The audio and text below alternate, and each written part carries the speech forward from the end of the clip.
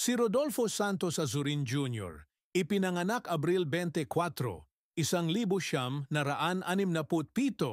ay isang dating hepe ng Philippine National Police sa ilalim ng Administrasyong Bongbong Marcos.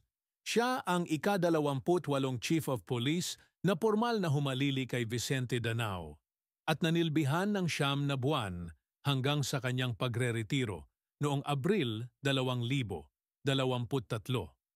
Ipinanganak sa Paniqui, Tarlac at lumaki sa La Trinidad, Benguet.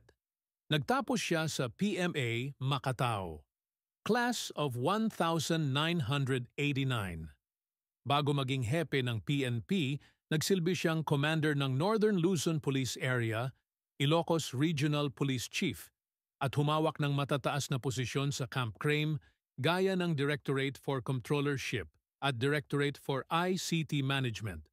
Siya ang nagpasimula ng programang Kasimbayanan upang bawasan ang kriminalidad at insurgency.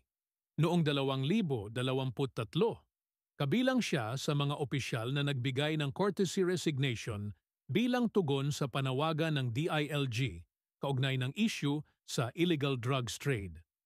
Noong Setyembre 2025, itinalaga siya ni Pangulong Marcos bilang Special Advisor at Investigator ng Independent Commission for Infrastructure, kapalit ni Mayor Benjamin Magalong.